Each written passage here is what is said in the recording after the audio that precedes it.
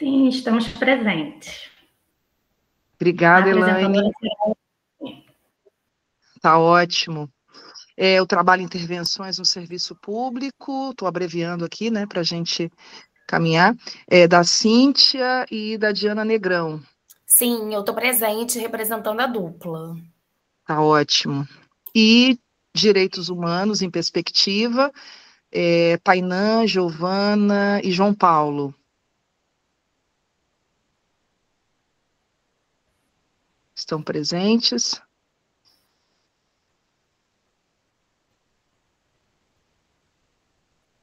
Deixa eu ver aqui na mensagem. Acho que ainda não, né?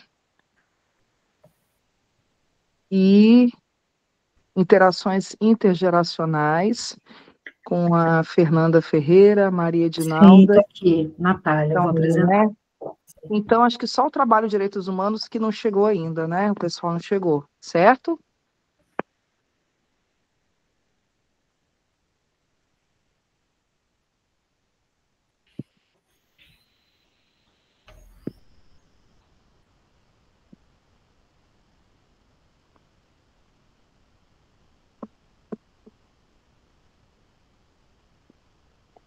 Bom, gente, então, pelas orientações, né, que nós recebemos, primeiro me apresentar, assim que eu abrir o computador aqui, eu já consigo abrir a câmera. Meu nome é Vanusa, sou aqui professora, né, na UF, em Campos dos Goytacazes, e coordeno o mestrado de Desenvolvimento, Ambiente e Políticas Públicas. É um prazer estar aqui com vocês, né, e a gente ter essa tarde aqui para a gente compartilhar os trabalhos, né, as experiências de vocês. O tempo de apresentação de cada trabalho é de até 15 minutos, né?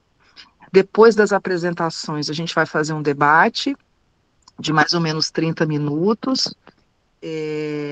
A lista de presença, né? Está até falando aqui, Laís, para colocar, faltando 20 minutos, mas não tem problema, acho que ninguém vai sair antes disso, né? Até porque o momento mais rico, né, da nossa sessão é o momento que a gente vai debater, conversar, né, fazer trocas importantes. E aí eu queria pedir, né, que cada um de nós aqui estivéssemos atentos, né, aos trabalhos dos colegas, o papel da... Eu sou, né, estou aqui mediando e ajudando na coordenação, mas o papel também de comentar, né, de todos nós. Então, todo mundo aí muito bem-vindo nos comentários, tá bom? Acho que é isso, né? Laís, não sei se você tem alguma outra orientação. Não, né? Então, a gente pode começar com o primeiro trabalho. Tudo bem, Elaine? Podemos começar com você, que é a ordem que está aí, né? Sim, claro, podemos começar. Então, tá bom. A nossa sessão, né, ficou aí com o tema Inclusão, Diversidade e Direitos Humanos. Então, a Elaine, né, vai estar apresentando o trabalho com o título Ensino Inclusivo na UF, Capacitação de Servidores para Atendimento a Estudantes com TA. Elaine, fica à vontade, tá bom? Boa tarde a todas as pessoas presentes. É uma alegria estar aqui hoje, compartilhar com vocês o projeto de pesquisa, né, meu projeto Ensino Inclusivo na UF, Capacitação de Servidores para Atendimento aos Estudantes com TEA. Eu sou a Elaine, sou uma mulher branca, de cabelos lisos compridos.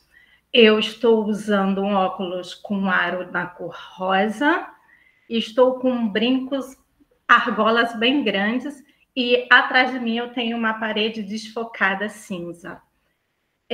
Eu sou pedagoga, mestranda em diversidade e inclusão, né, no Instituto de Biologia, e atuo como técnica em assuntos educacionais na Escola de Gestão em Gestão Pública aqui da UF, a nossa famosa EGGP. Esse trabalho ele está sendo desenvolvido sob a orientação do professor doutor Fagner Neves, que eu já vi que está presente aqui na sala conosco. E esse projeto, ele nasceu não só de uma vivência pessoal e profissional, porque eu sou mãe de uma criança com dupla excepcionalidade, sou mãe do Arthur, ele tem altas habilidades ITEA Suporte 1, e sou tia do Matheus, ele tem 9 anos, e ele é autista suporte 3. E também, como pedagoga, né, como técnica em assuntos educacionais, trabalhando em coordenação de cursos da UF, antes de estar na EGGP, eu verifiquei, eu presenciei muitas dificuldades, né, na chegada, no acolhimento dos alunos autistas dentro da universidade. Eu percebi que as dificuldades apresentadas na educação básica com as minhas crianças estavam se repetindo muitas vezes no ensino superior. E talvez até com mais dificuldades, né?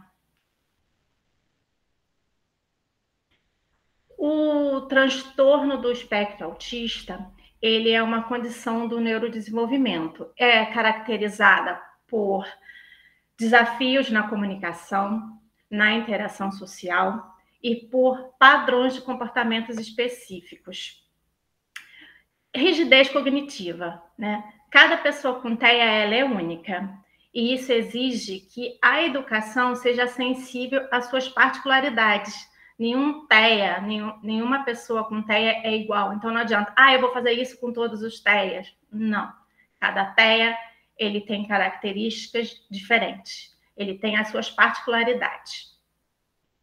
No ensino superior, esses desafios, eles se intensificam, né? Currículos rígidos, falta de acessibilidade arquitetônica e tecnológica, ausência de apoio especializado. A UF, ela, como muitas outras universidades, ela já avançou em políticas públicas de inclusão, mas ainda assim, a gente enfrenta várias barreiras práticas. E é justamente nesse ponto que o projeto se insere, né? Na importância da capacitação para os servidores, preparar os servidores para compreender e atender de forma humanizada os estudantes com TEA, garantindo não só o acesso, mas também a permanência e o sucesso acadêmico destes alunos. A fundamentação teórica no meu trabalho, ele se organiza em 3 eixos, tá? Primeiro, no ciclo de políticas públicas com Bauer e Ball, e com Maynardes e com a leitura crítica de Maynardes. Essa abordagem do ciclo de políticas, ela nos ajuda a entender como as políticas são formuladas e trazidas em textos oficiais e implementadas na prática. O segundo eixo é o ensino inclusivo, com os autores como o casal Stambeck e Mantoan. Eles defendem a diversidade como recurso pedagógico e a inclusão como uma prática transformadora. O terceiro eixo é o estudo específico do transtorno do espectro autista, para compreender as particularidades no contexto universitário. Esses 3 eixos, eles dialogam entre si, né? Eles sustentam a proposta de um curso de capacitação, ao mesmo tempo fundamentado teoricamente e aplicável na prática.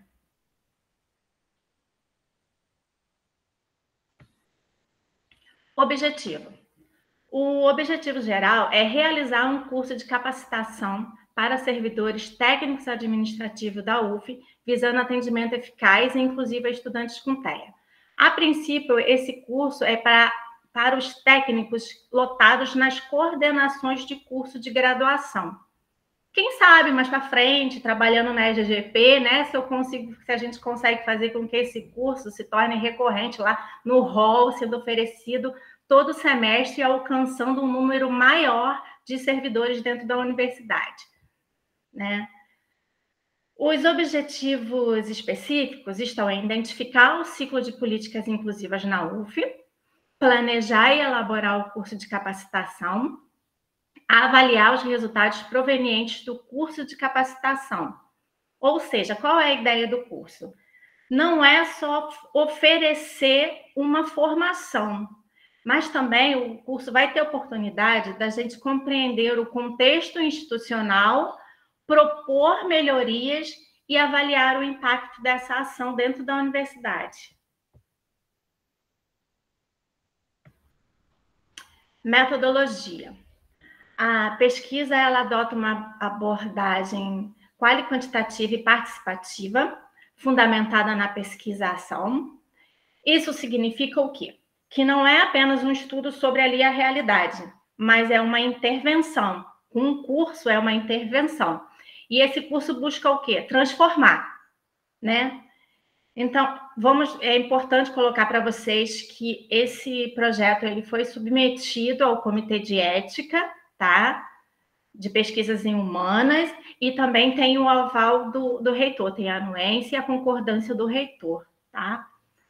As etapas elas vão incluir a revisão bibliográfica, entrevistas com gestores, aplicação de questionários com servidores e estudantes autistas, análise documental, próprias instituições, próprios setores dentro da UF, como a SAI, que é a Secretaria de Acessibilidade e Inclusão, e a Comissão UF Acessível. E agora está sendo criada a Superintendência, né, de Equidade e Diversidade dentro da universidade. Então, acho que mais para frente a gente também pode ter essa parceria. Essa metodologia, ela garante que a pesquisa ela esteja conectada com as reais necessidades acadêmicas. Aqui, os resultados são projeções, tá? São resultados esperados. Eu coloquei mais ou menos o que eu acho, que a gente acha que pode vir a acontecer. Né? São viáveis, no meu ponto de vista. Né? Diagnóstico das práticas inclusivas, né, na UF. Segundo, é a própria elaboração e execução do curso de capacitação. Como eu disse, a implementação viabilizada pela anuência, pelo apoio institucional, na figura do reitor. Terceiro, a proposição de estratégias para melhorar o atendimento a estudantes autistas. E o quarto, o fortalecimento da cultura inclusiva dentro da universidade.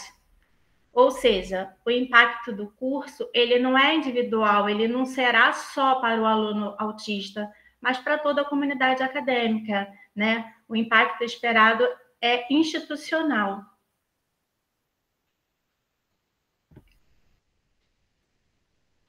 Aqui eu concluo reforçando que a inclusão ela é um compromisso ético e institucional. A capacitação dos servidores ela é essencial para garantir a equidade no ensino superior. Então, esse projeto ele não busca só refletir sobre a inclusão, mas transformar práticas a partir de intervenção, contribuindo para uma UF mais acolhedora e acessível. Aí eu vou citar para vocês Mantoan, que eu acho que é o espírito, acho que é isso que orienta a minha pesquisa, sabe? Quando fala que somos diferentes de fato e queremos ser diferentes de direito. Eu acho que isso diz muito sobre o trabalho em si, sobre o que eu pretendo, o espírito desse meu trabalho. As referências. As principais referências, elas incluem Bal, Boe, Maynard, Stenbeck, Mantoan, mas também as legislações, a LDB, a LBI, que é a Lei Brasileira de Inclusão, a Lei Berenice Piana, e também faço um diálogo com pesquisas recentes sobre a inclusão de estudantes autistas no ensino superior.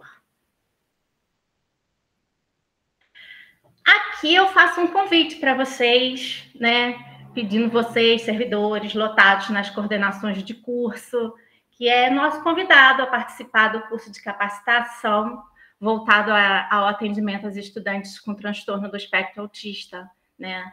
Que tem o objetivo de promover práticas inclusivas e qualificadas no acolhimento e suporte aos estudantes autistas. O curso ele vai ter certificação, então é legal que além da gente estar contribuindo para a melhoria da universidade, conta também para o RSC, o pessoal tem que pensar no RSC que vai vir aí no próximo ano, sabe? Então eu peço a vocês que façam propaganda, que divulguem sobre o curso assim que ele for. Nós vamos divulgar, eu vou divulgar, vou usar a plataforma da ETGP também para poder divulgar. Então, eu peço a vocês que divulguem e se inscrevam. E eu encerro aqui, eu deixo a minha gratidão à Universidade Federal Fluminense, que para mim tem sido um espaço de formação e reflexão e descoberta ao longo dessa jornada. Até porque eu estou repetindo isso todo esse ano, tá, gente? Mas eu faço 30 anos de UF esse ano. Entrei em 95 na graduação e especialização como servidora, agora mestranda. Então, assim, sou ufiana de carteirinha. E deixo meu contato aí para vocês, tá? Quem quiser dialogar, conversar mais um pouquinho aí sobre o tema, é só me chamar lá por e-mail e agradeço. Obrigada.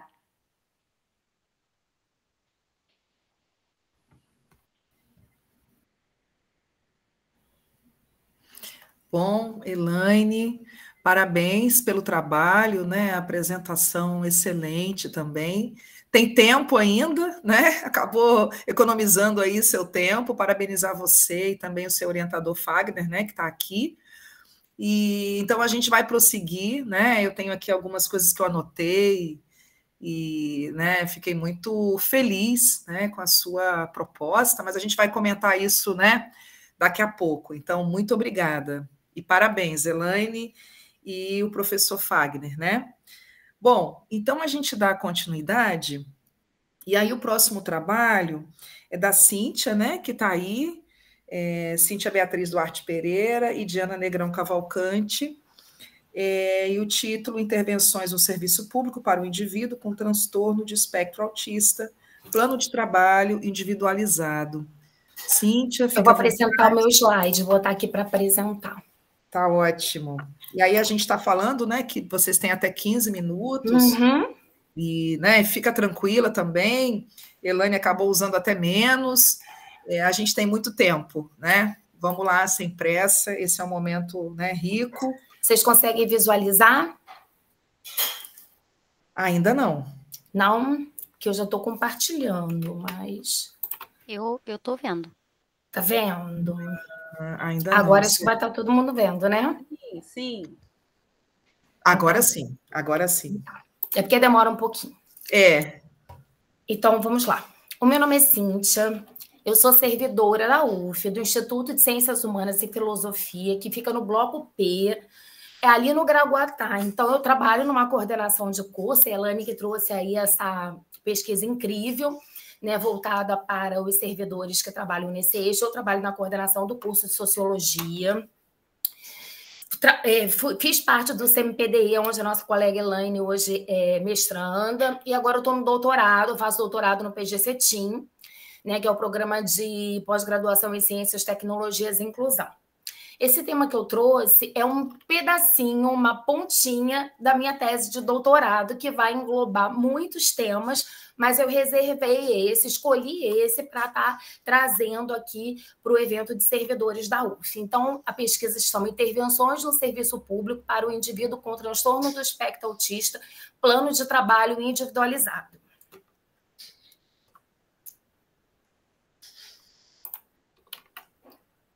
Deixa eu mudar aqui.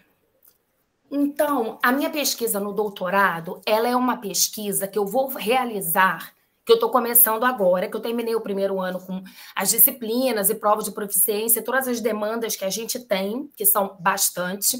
Então, agora eu já comecei a fazer a fundamentação teórica do meu estudo. Esse tema é um dos temas que eu vou abordar. E eu vou realizar essa pesquisa no Brasil. Então, é uma pesquisa que está no CEP, e eu vou fazer com instituições, universidades federais e com institutos federais. Então, eu tenho 29 anuências que contemplam todas as regiões do Brasil, que era um desejo meu coletar dados de todas as regiões.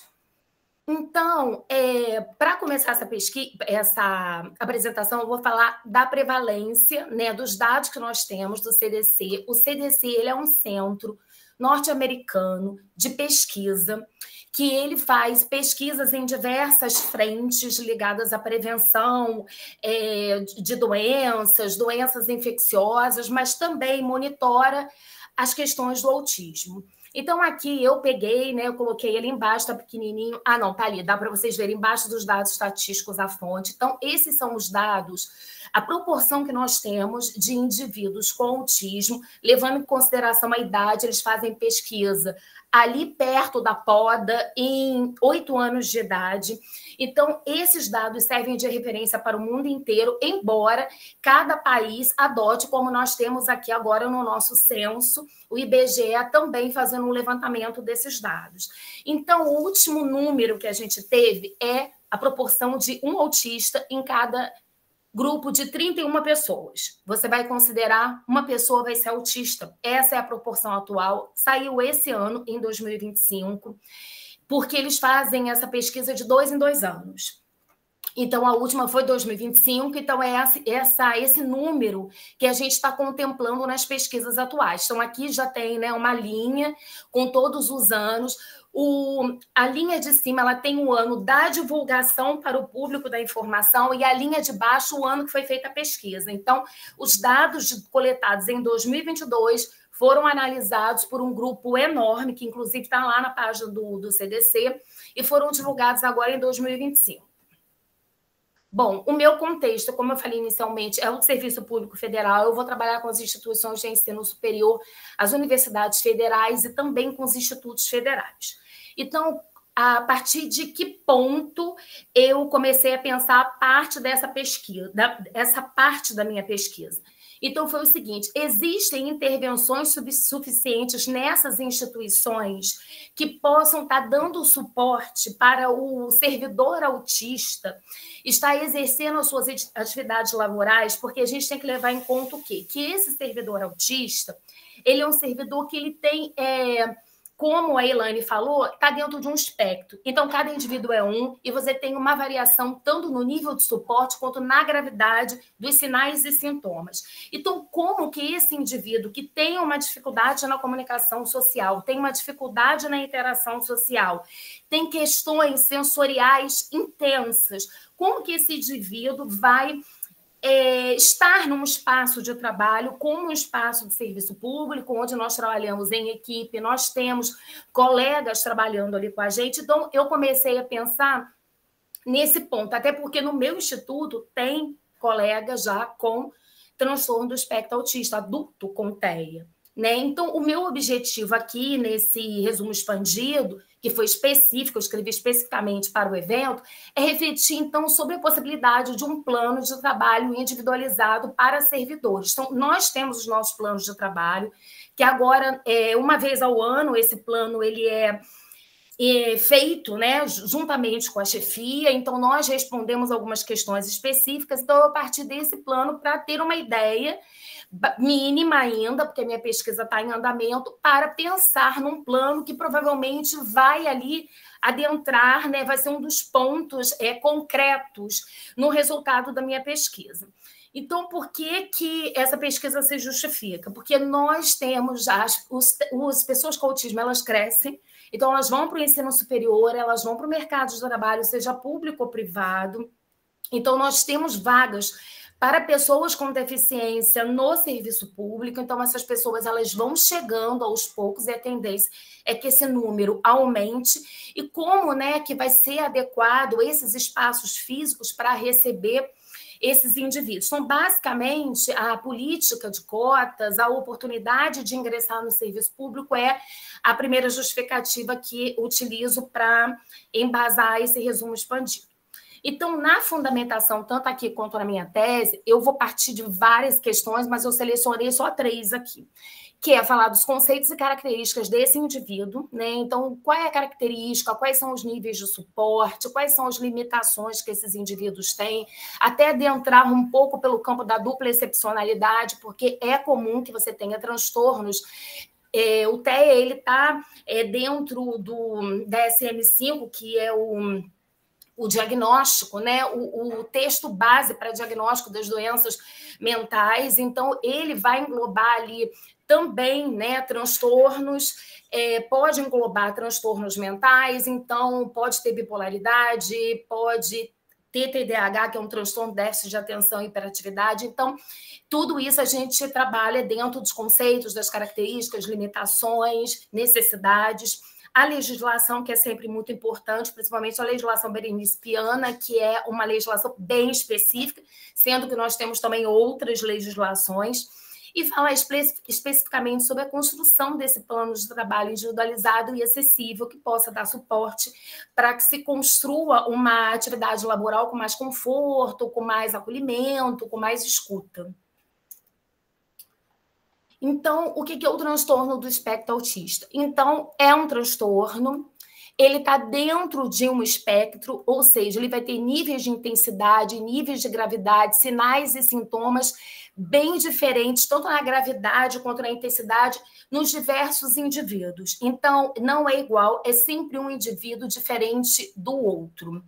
Então, aí está o Manual Diagnóstico e Estatístico de Transtornos Mentais, ele é feito pela Associação de Psiquiatria Americana, então é a base para todos os diagnósticos, né? Geralmente quem faz o diagnóstico é um psiquiatra, né? Ou um neurologista, que geralmente tem mais tato, né? Mais conhecimento para estar fazendo esse diagnóstico. Então, é um cérebro diferenciado.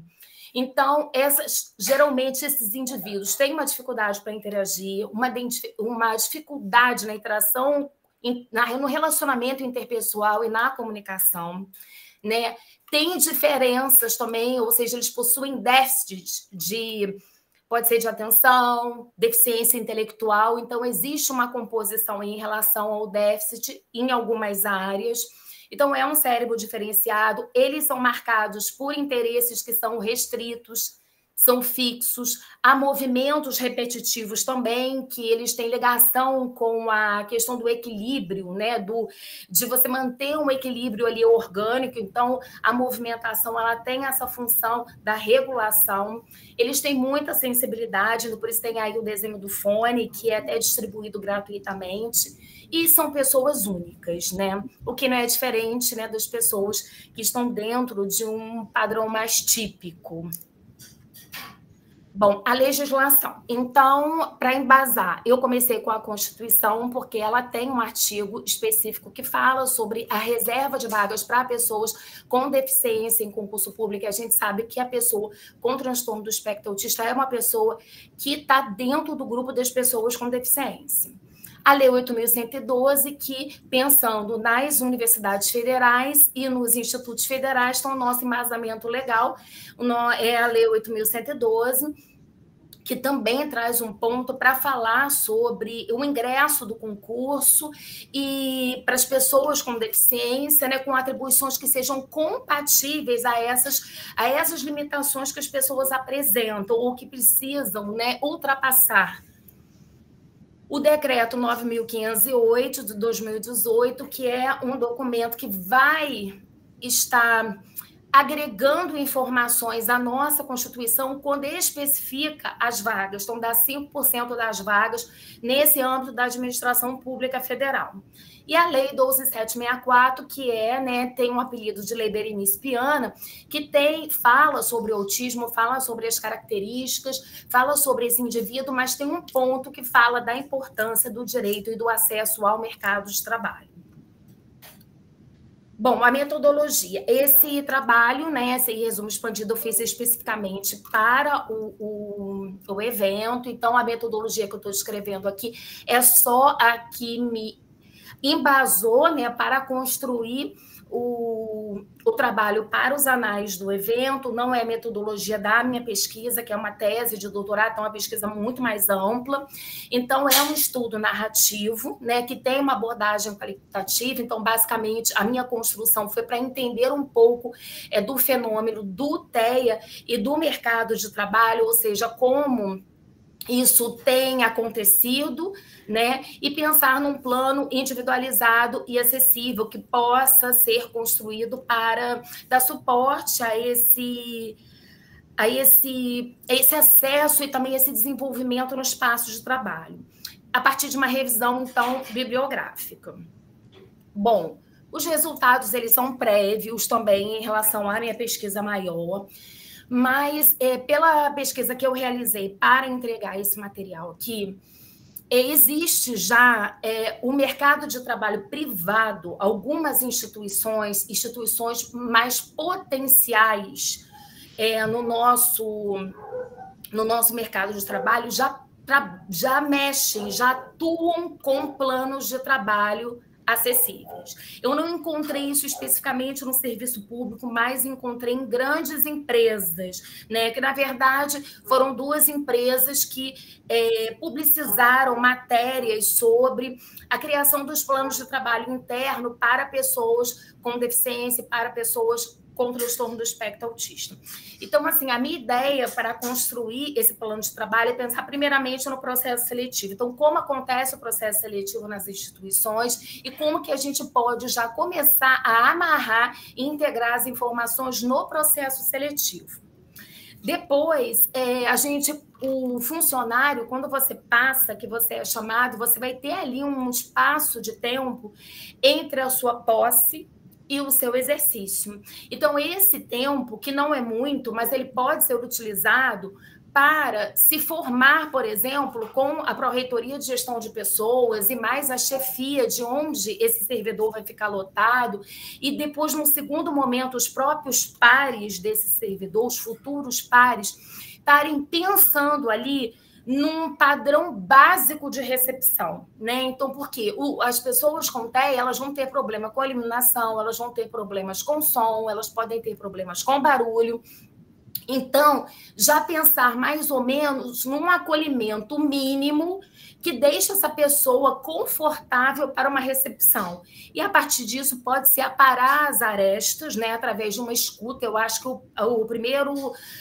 a primeira fase desse processo, né, entre o processo seletivo e chegar, é a escuta desse servidor, né? O que ele precisa? É a pessoa que vai poder dizer para você o que realmente incomoda, o que realmente não precisa ser modificado, porque está tudo bem. E assim todo mundo fica bem. Então, assim, ouvir esse servidor é um passo muito importante. Esse é um dos pontos que eu quero que esteja no meu plano de trabalho. E também antecipar, né? Ou seja, trabalhar um pouco esse cenário antes de efetivamente esse servidor entrar em exercício, para depois, então, alinhar, né, só as arestas. O plano de trabalho, eu também penso que ele pode ter avaliação de habilidades, pensar em metas mais específicas, em adaptações, né, para o próximo momento, porque o plano de trabalho é para um próximo ano de trabalho. Então, quais são as adaptações, se ele precisa ser treinado, em que precisa, quais são as capacitações que as instituições oferecem. E assim a gente vai desenhando um plano de trabalho que minimize as barreiras e as estruturas ali naquele espaço que não é um espaço tão fácil para a pessoa, né, que tem, para o indivíduo que tem transtorno do espectro autista. Ele vai ter que lidar com os pares, ele vai ter que lidar com a chefia, ele vai ter que lidar com movimentação, né? Nós temos nas nossas instituições, eu estou trabalhando com as instituições de ensino superior federais, nós temos alunos, temos o período de início do semestre, que é um período que ele é mais movimentado, né, início e final de semestre. Então, tem muitas situações que vão precisar das suas devidas adaptações, né? Então, tem que ter um acolhimento das instituições, mas também a escuta desse servidor.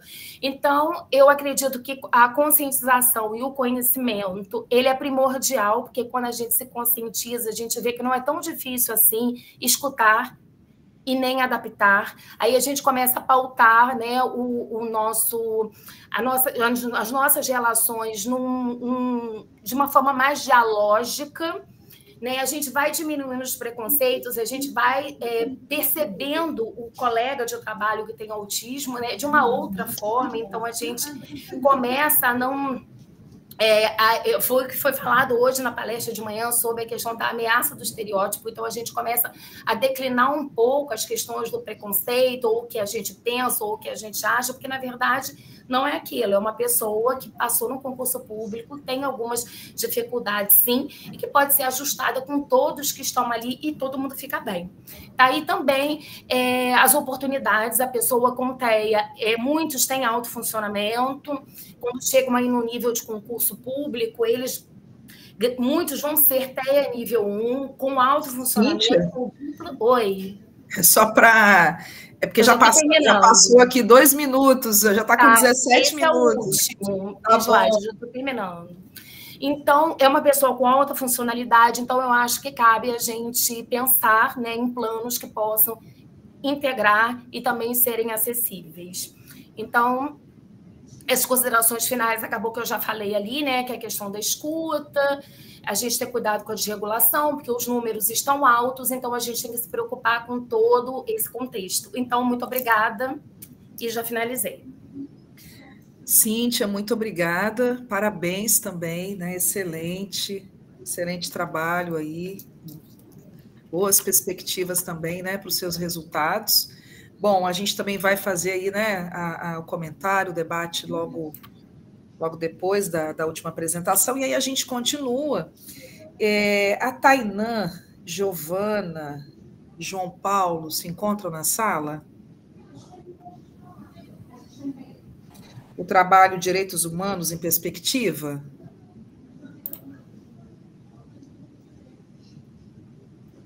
Acho que ainda não, né?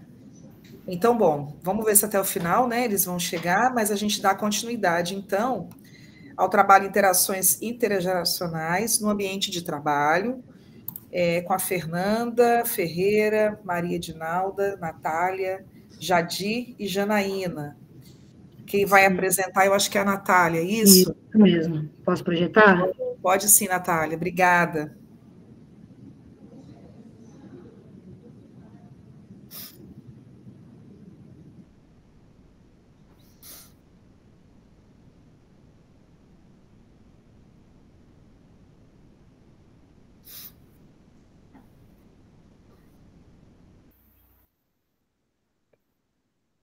Vocês conseguem ver? Sim, tudo certo. Ok. Primeiramente, boa tarde. Meu nome é Natália, eu sou técnica em assuntos educacionais na UF e mestranda do programa de pós-graduação em administração da UF também, o PPG-AD.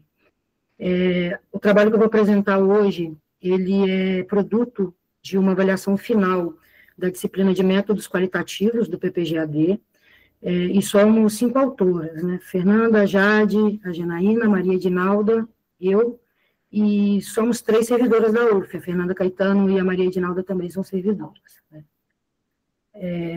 A proposta desse trabalho, ele partiu da necessidade de aplicar as metodologias qualitativas que foram apresentadas durante a disciplina dentro de um tema que contemplasse a diversidade.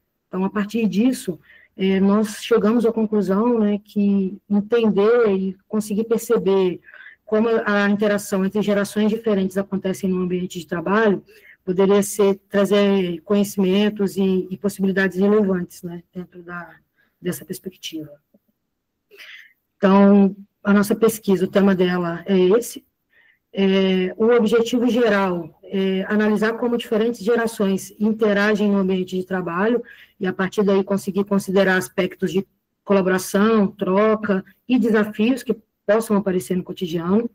E, como objetivo específico, o primeiro, identificar as percepções dos trabalhadores de diferentes gerações sobre essa convivência e essa diversidade no ambiente de trabalho e compreender quais fatores podem atuar facilitando ou dificultando a colaboração e até mesmo o convívio, né, intergeracional no ambiente de trabalho.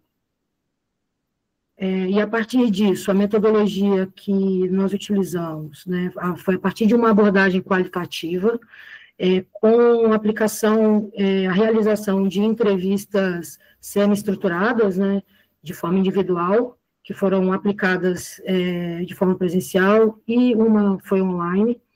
E esses roteiros, né, das entrevistas foram pensados em blocos, para que possibilitasse, primeiro, uma proximidade das entrevistadoras com os entrevistados, e que a gente conseguisse captar o máximo de informações possíveis para conseguir compreender essas percepções.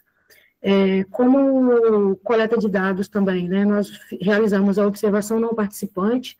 Então, nós, enquanto pesquisadores, estivemos nos ambientes de trabalho, e a partir de um roteiro que a gente fez estruturado antes, nós observamos as características de cada ambiente de trabalho, tentando compreender como que a convivência e as interações se davam na prática, e essas coletas aconteceram entre o dia 3 e o dia 5 de junho desse ano, de 2025. O perfil dos participantes: foram 5 entrevistados, né, desses 3 mulheres e 2 homens, de 3 cidades diferentes, né, do estado do Rio de Janeiro, com idades diversas, né, se a gente for utilizar aí algumas categorias geracionais que a gente encontra na literatura: 3 pessoas da geração Y, uma da geração Z e uma pessoa baby boomer. As 5 pessoas trabalham no setor público, mas não no mesmo setor, né, ou na mesma instituição, sendo 2 assistentes em administração de universidade federal, um chefe de serviço de secretaria municipal, um chefe de serviço de secretaria estadual e um chefe de divisão de universidade federal. 4 trabalhando presencialmente e uma pessoa em trabalho híbrido. O corpus da pesquisa, né? Primeiro, é importante ressaltar que as 5 pessoas que participaram, elas preencheram e assinaram o termo de consentimento livre esclarecido, e, além disso, durante a gravação das entrevistas, né, as entrevistas foram gravadas, algumas em áudio e outras em áudio e vídeo, a gente também tem um registro da autorização verbal, né, para a realização dos dados para fins de pesquisa. E esse material todo ele foi transcrito. Então, no final, nós tivemos 5 entrevistas semi-estruturadas, transcritas, e 4 observações não participantes. Por que 4, né? Como nós tivemos uma pessoa que, naquele momento, ela estava em teletrabalho, não foi possível fazer a observação do ambiente de trabalho dela, pensando no espaço físico, né? Óbvio que pensamos também que a interação acontece em ambientes digitais, mas seria necessário uma pesquisa maior e de maior profundidade para que a gente considerasse também esses espaços. E a partir da construção desse corpus, nós nos guiamos através do Manual de Codificação do Johnny Saldanha, para pesquisas qualitativas, para a organização desses dados, né? Então, o primeiro passo foi a leitura exploratória de cada uma das entrevistas e relatórios de observação, e conseguirem compreender ali o que tinha uma maior relevância, o que se repetia na mesma entrevista e o que ia se repetir nas outras entrevistas. A partir disso, um esforço de primeiro ciclo para a criação de códigos, né, para organizar esses dados. Um primeiro momento de análise desses dados, durante ainda o processo de codificação. No segundo ciclo, a tentativa de organizar em categorias e criando padrões. E, por fim, o code weaving, que é trazer mesmo a construção narrativa a partir da análise desses dados, com as falas, observações, e também trazendo referencial teórico. Aqui eu trouxe mais para visualizar uma primeira tabela de códigos, né, que nós criamos dentro da tipologia proposta pelo Saldanha. A gente começou a pesquisa com quase 50 códigos, e aí a gente foi refinando até chegar ao número total de 25, de tipos diferentes. E chegamos nesse quadro da análise, né? Então, pensando nas categorias, quando a gente pensou a pesquisa, nós já imaginávamos, né, que geração e interação seriam categorias, porque respondem ao nosso programa de pesquisa. E vida profissional também, porque o primeiro bloco da nossa entrevista era realmente conseguir saber sobre a vida desses entrevistados, né, a sua carreira profissional. Então, o que surgiu de novidade que a gente conseguiu localizar com muita clareza nos dados, né? O espaço físico surgindo realmente como uma categoria de muita presença e a tecnologia também. Queria destacar aqui rapidamente, na categoria da vida profissional, a gente compreendeu que, como nós estávamos analisando gerações diferentes e a interação, seria necessário diferenciar, né, o que a pessoa está contando no passado, do seu início de carreira, até porque nós entrevistamos pessoas, por exemplo, que tinham 30 anos de carreira, então é óbvio que a experiência e até a idade colocava uma outra perspectiva, né, enquanto geração e enquanto interação.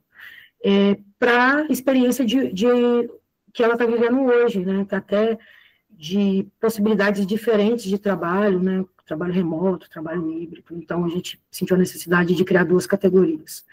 E queria chamar a atenção também para a categoria de geração, onde um dos códigos ficou como velhos e jovens, porque é dessa forma que a gente identificou nas entrevistas a percepção de geração entre os nossos entrevistados, né? Então, por mais que a gente pense até em trabalhar com diversas categorias de geração, né, nas falas, nos relatos, a gente reparou que sempre vem o velho e o jovem, porque os mais velhos agem de determinada forma e os mais jovens têm esse tipo de característica. Então, a gente preferiu manter no literal para dar esse sentido da percepção deles de diversidade de gerações. E os resultados, um dos achados foi a tensão entre as gerações, né? A gente percebeu que eles percebem uma tensão entre ritmo, proatividade e expectativas. Estão trazendo aqui um exemplo de uma fala, né, de uma entrevistada, que as pessoas mais novas querem tudo para ontem e os mais velhos já conseguem entender que não é tudo para ontem.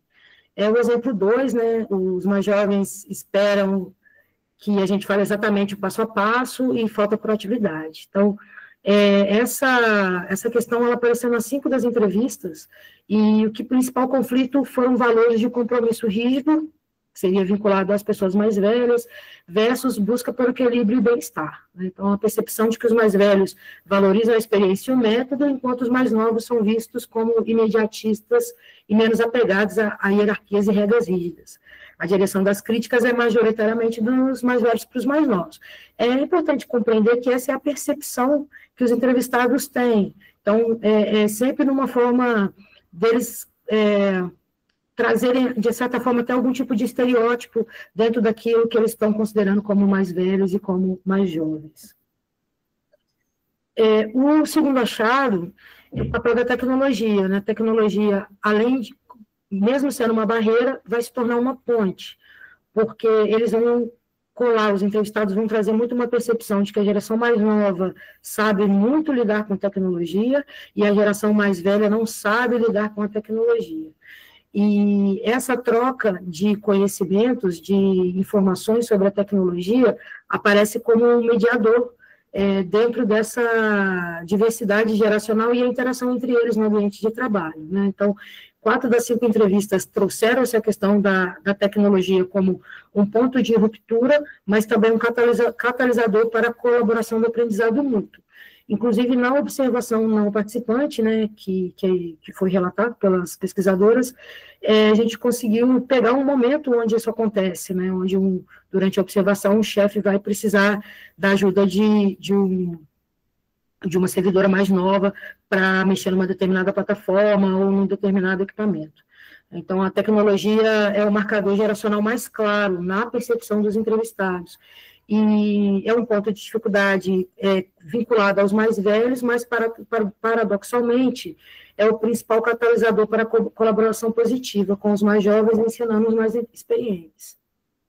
Então, o que a gente conseguiu identificar de convergência entre esse corpus, né, tanto as observações quanto as entrevistas. O reconhecimento, né, da existência das diferenças geracionais perceptíveis no ambiente de trabalho, seja na prática ou seja na concepção que eles têm de cada geração. A tecnologia apontada como um dos maiores marcadores da geração, dentro dessas diferenças, e as trocas de conhecimento, especialmente envolvendo tecnologia, são vistas como forma positiva. E a geração mais nova é percebida como mais pragmática, imediatista e menos ligada às regras. E onde a gente teve divergências, né? Dentro da ideia de cultura organizacional, alguns percebem que as organizações elas vão favorecer de uma forma ou de outra a interação entre essas gerações de uma forma produtiva e saudável, né? Enquanto outros não veem nenhum tipo de iniciativa. E com relação ao impacto do espaço físico, alguns vão dizer que o espaço varia, impacta ou não impacta, e na nossa observação, a gente conseguiu perceber que ambientes onde havia um layout aberto, compartilhamento de áreas de convivência, de copa, facilitavam a socialização e a troca de informações entre essas gerações. Concluindo, né, os achados, eles reforçam a tecnologia e o ambiente como mediadores na dinâmica intergeracional. Então, na nossa pesquisa, a gente conseguiu identificar que o manejo de expectativas, né, que se coloca de uma geração para outra, e os estereótipos são o que mais aparecem, muito além de conflitos realmente explícitos, ou que de fato aconteçam, né, no cotidiano. E como proposta, né, nós trouxemos um conceito da administração, que seria a ideia de mentoria reversa, onde os mais novos, os mais recentes ou os mais jovens, eles também possam ocupar o espaço de mentoria dentro das instituições, na troca de informações e até na capacitação e formação. E o desenho do ambiente físico, né, no trabalho final a gente traz a ideia, que é muito forte na pedagogia, do ambiente, do espaço como terceiro educador, de pensar isso dentro das organizações, como algo que vai facilitar e vai mediar a colaboração entre as gerações, né, validando e ampliando os conceitos sobre diversidade etária e gestão da idade no serviço público. E a partir daí a gente acredita que abrem-se caminhos para estudos que possam mensurar os impactos dessas dinâmicas em diferentes contextos organizacionais. Essas são as referências que nós utilizamos, e obrigada, aqui ficam os nossos e-mails. Muito bom, Natália, parabéns para você, né, e todas as autoras, eu acho que são todas mulheres, né? Sim. Muito bom, parabéns, a gente também já vai, né, conversar um pouco. E aí, eu não sei se alguém, né, da terceira apresentação já se encontra na sala. Trabalho de Direitos Humanos, alguém chegou? Tainã, Giovana Cristina. Desculpa interromper, mas eu tive a informação que a Giovana, eles desistiram da apresentação. Ah, tá, que pena. Bom? Tá bom, obrigada, Elaine. Nada. Muito bom, né, uma pena, mas, né, enfim. Bom, gente, então, né, agora a gente vai abrir para a nossa segunda parte, que é a parte do debate, né, dos comentários aí e das trocas, né? Eu vou fazer um comentário geral, né, e depois, quem quiser, pode ficar à vontade, pode levantar a mão e vamos, né, todos e todas aqui participar desse momento. Eu fiquei bastante feliz, né, com os temas que vocês trouxeram.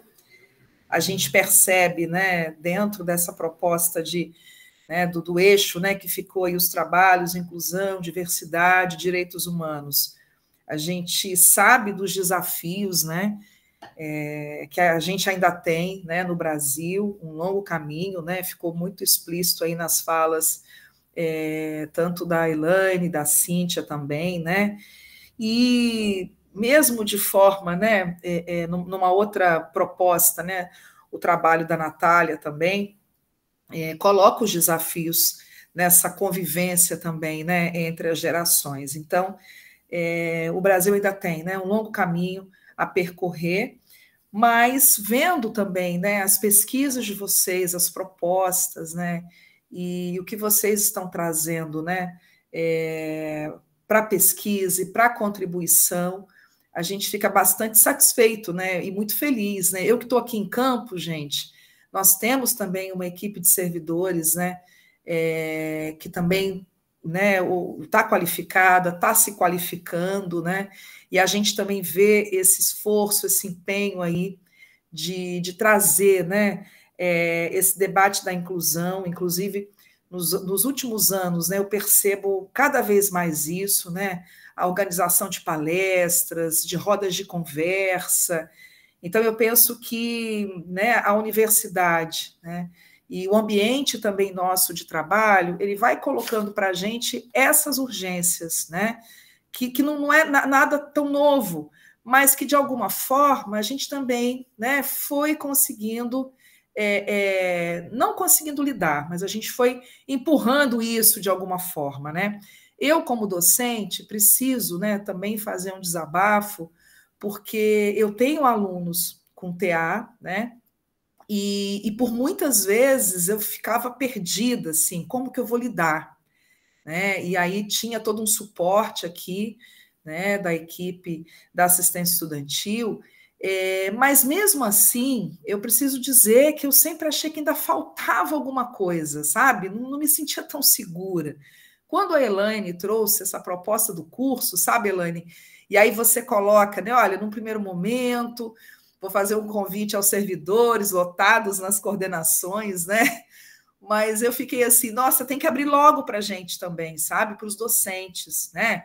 E, claro, todos os interessados, mas...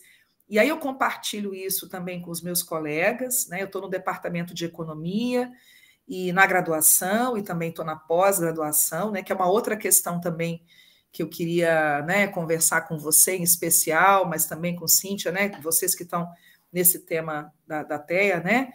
Que é também essa questão da pós-graduação, né? Porque a gente tem recebido cada vez mais, na pós-graduação também, né?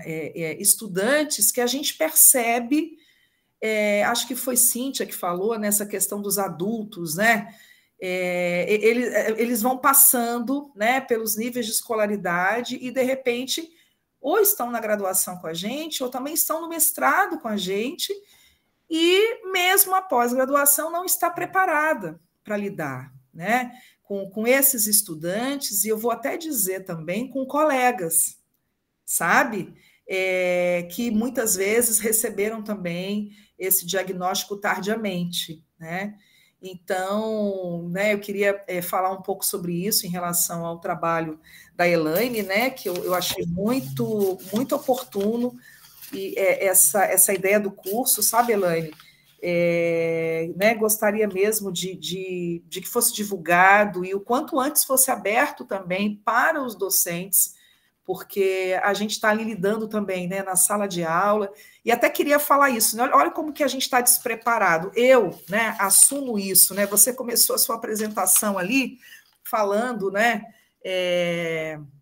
fazendo aquela apresentação, me ajuda aí o nome que tem quando a gente, né, começa. Eu vi hoje o vice-reitor fazendo também, né, na palestra do YouTube. Autodescrição. Isso, a autodescrição. Eu, nossa, Elaine está fazendo autodescrição, eu nem lembrei disso. Por quê? Porque a gente não está com isso, né, no nosso radar no dia a dia, sabe?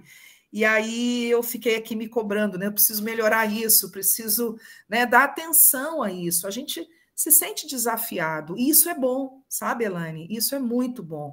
A gente se sentir desafiado e, ao mesmo tempo, também querer fazer parte desse universo, né? Como você mesma colocou, né? Com mais sensibilidade e, de fato, né, ajudando nessa inclusão e né, nesse ambiente aí dessa diversidade que a gente tem nas universidades hoje, né? Então, eu coloquei isso aqui, né, destaquei um pouco essa questão do curso, né, até coloquei aqui, você acha que até quando, né, deixei aqui para perguntar, né, se tem uma previsão, se vai demorar muito ou não, né? Olha, a ideia, a princípio, para os servidores, a gente está pensando em abril. Aí a gente vai fechar a pesquisa, então depois eu vou levar, né, os resultados para todos, para conhecimento da UF. Como eu disse, é institucional, tem todo um apoio da universidade inteira, então aí depois a gente pode ver como que a gente vai fazer. Vai depender da procura, vai depender, sabe? A gente está vendo os instrutores, tem todo um trabalho, mas o primeiro curso, se Deus quiser, sai em abril. Muito bom, Elane. E eu fico pensando, Elane, quando a gente discute isso no nosso curso de economia, a gente passa por uma graduação, mestrado, doutorado, especificamente na nossa área, e por mais que tenha, né, o estágio, a docência ali, para quem foi bolsista, né, mas muitos de nós, a gente passou por isso tudo e nunca teve uma cadeira de didática, a gente nunca teve uma cadeira, né, que nos preparasse para essa coisa chamada aula, essa interação, né, com o estudante. Quem dirá essa interação com, né, pensando na inclusão e na diversidade, sabe? E aí eu penso que na nossa capacitação também, né, de técnicos, de docentes, isso também deveria vir como prioridade, porque cada vez mais, né, na minha sala de aula, eu vejo a presença de estudantes que precisam desse olhar, que precisam, né, desse direito que eu gostei bastante ali quando você falou, né, somos iguais, mas somos diferentes, mas também queremos, né, esses direitos respeitados, né? Então, muito bom. Cíntia levantou a mão, quer falar sobre... Fica à vontade, Cíntia. Vamos rodando assim, né, gente? Vanusa, eu queria falar, complementar o seguinte, você falou da dificuldade, e isso não é vergonha e nem problema. É difícil para todo mundo. A minha orientadora, que é a doutora Diana, ela sempre fala assim, é difícil para a família, é difícil para a empresa ou para o serviço público que tem um trabalhador, é difícil para o aluno com o professor com o aluno, é difícil para todo mundo. Então, isso é um trabalho meio que de formiguinha. Sim. Vai ser aos poucos, né? Até porque você fala, na minha época, eu não tive uma didática. Também você era de uma época onde esses números não estavam tão expressivos. Sim. Sim. Então, agora já é uma demanda mais urgente. Aí você vai ter com seus colegas tentar se adaptar na medida do possível. Até porque tem aluno que ainda tem comorbidade, ou Sim. seja, TEA com TDAH, que cursa também o TEA com a deficiência intelectual e que para o docente deve ser muito difícil. Né? E a gente compreende isso e não acha assim, o professor não quer fazer, ou ele não... Não, imagina, é difícil mesmo. Sim, sim. Isso, muito bom, Cíntia. E assim, a gente vai vendo o desespero, né, nosso e de alguns colegas que chegam a ponto de dizer eu não vou conseguir dar aula, né? E aí a gente chama, né, as profissionais, né, que estão aqui perto da gente, porque é isso, né? A gente não quer desistir, mas quando a gente ouve de um colega, olha, eu não me preparei para isso e acho que é como se assim, poderia ter a opção de não estar ali, de não, sabe? E eu discordo disso. Eu acho que com toda dificuldade a gente tem que sair em busca de informação, de capacitação.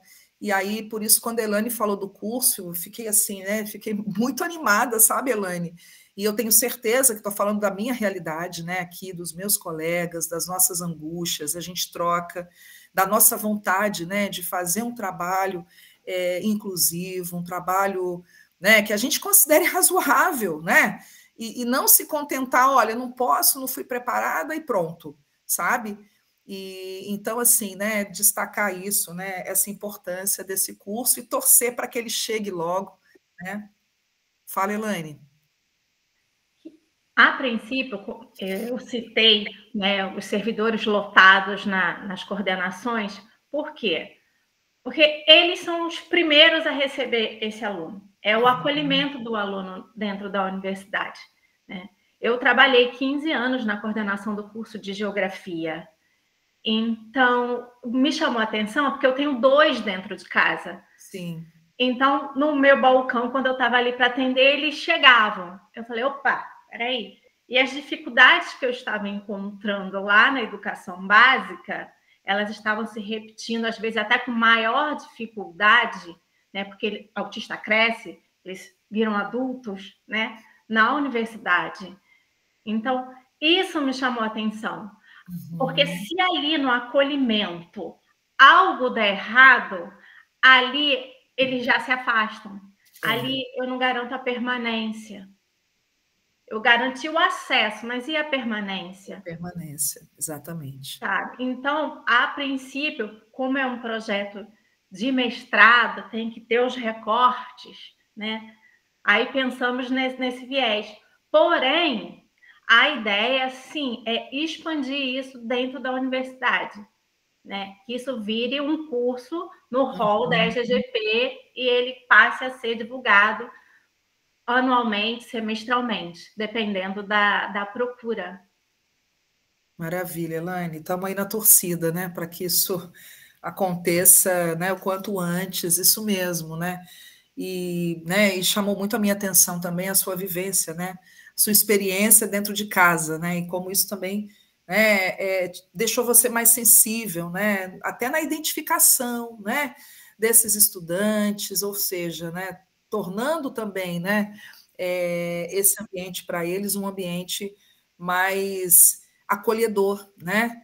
Porque eu acho que é isso, né? E nem sempre a gente vai ter ali também, né, nas secretarias, pessoas, né, com essa sensibilidade, né? E muitas vezes também por conta da falta dessa realidade, né, muito próxima.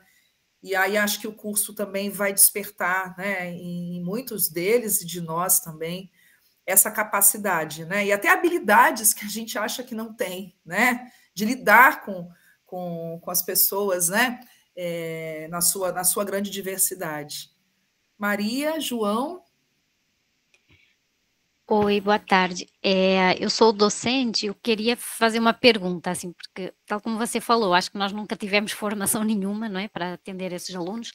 Eu cheguei a fazer uma formação, eu acho que da EGGP, mas era para receber alunos com deficiência, e eu acho que ficou muito focado nas deficiências físicas, que eu acho que são mais fáceis de nós, mesmo quem não tem, entender assim, tem uma cadeira de rodas, então precisa de rampa, precisa de elevador, coisas assim, que eu acho, também por ter uma familiar deficiente física, eu já vejo com mais facilidade.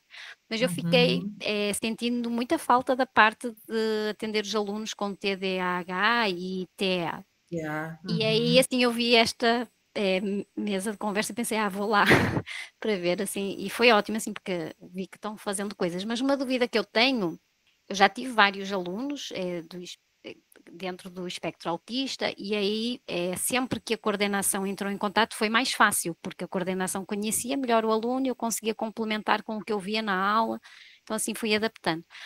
Mas, assim, pelo que eu entendo, o espectro é muito amplo, né? Então, assim, tem vários níveis em que são classificados, eu não sei se esse é o termo correto. Aí, quando fazem esse tipo de estudos e de cursos, assim, para dar formação, tem uma diferença, assim, para nós conseguirmos identificar, assim, o que precisa, o que não precisa, dependendo do nível de classificação, que eu também não sei qual é a classificação, assim, nem sei onde procurar, assim, o que eu tenho feito é conversado com mães que têm filhos com TEA e vou vendo, assim, a experiência de cada um, mas eu sinto que fico sabendo uns casos particulares e não consigo ter sei lá, um padrão para conseguir identificar, este meu aluno talvez vai funcionar isto, ou vai funcionar aquilo, assim. E às vezes, quando ficamos tentando acertar, assim, acabou o semestre e nós ainda não estamos, passa muito rápido, aí não dá tempo de nós tomarmos medidas, assim, que de facto sejam eficientes para o aprendizado do aluno. Então, era saber um pouco isso, assim, onde procurar informação mais clara, de como identificar, assim, em que nível ou como atuar, assim. Olha, são suportes, a gente chama de suporte. Suporte 1, 2 e 3. Antes era leve, moderado, né, e severo, mas isso mudou.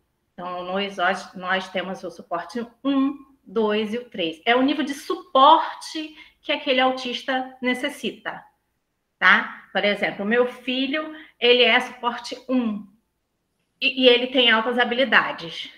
Pedagogicamente, ele não tem problema nenhum, não tem questão pedagógica nenhuma. Ele aprende tudo, né? Ele tem hiperfoco, o espaço é o hiperfoco dele, ele estuda tudo sobre o espaço e ele faz as pontes com outras disciplinas, sempre trazendo para o espaço. sabe?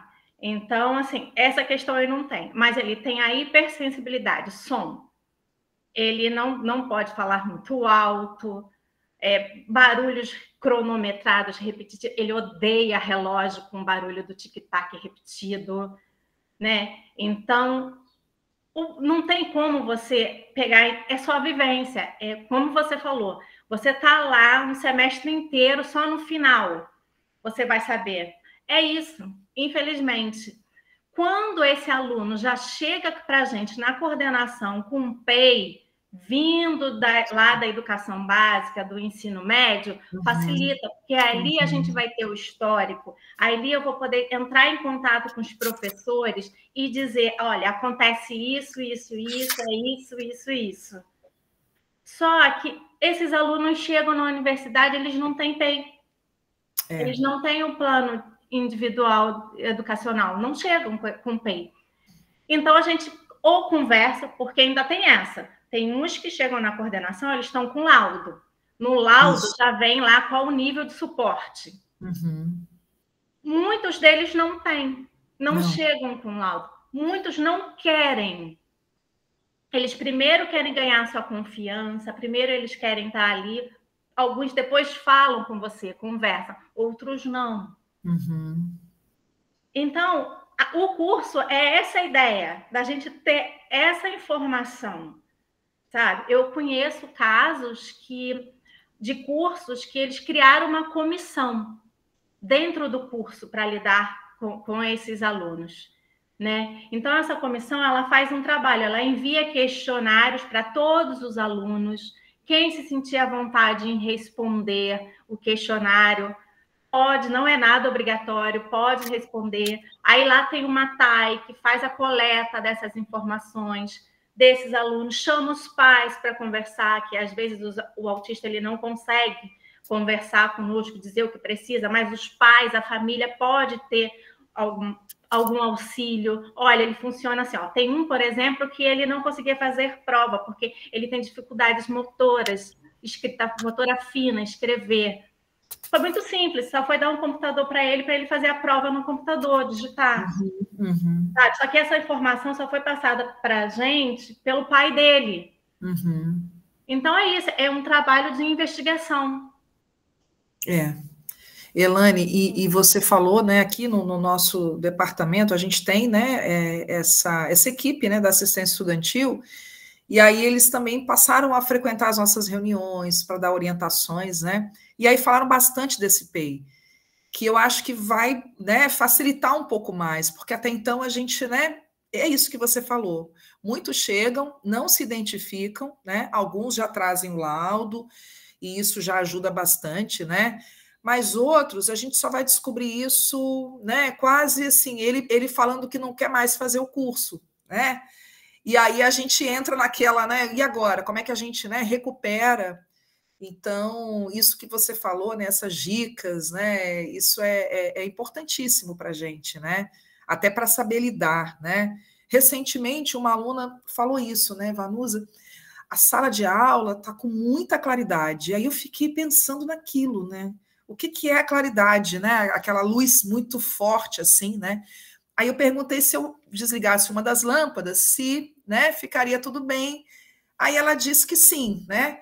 Aí no final da aula ela veio conversar comigo, né? Que ela nunca quis falar, né? Desse laudo, né? Da questão do autismo, mas ali naquela aula ela né, queria continuar, queria participar, mas precisava, né, dessa ação, digamos assim, né? Eu fiquei pensando o que era, né, a luz, uma luz acesa, né? Apagar pelo menos uma, deixar um pouco mais, né? Então é isso, né, que você está trazendo e que realmente, né, a gente não imagina, né? Tantos detalhes, né? Como a Maria João colocou, né?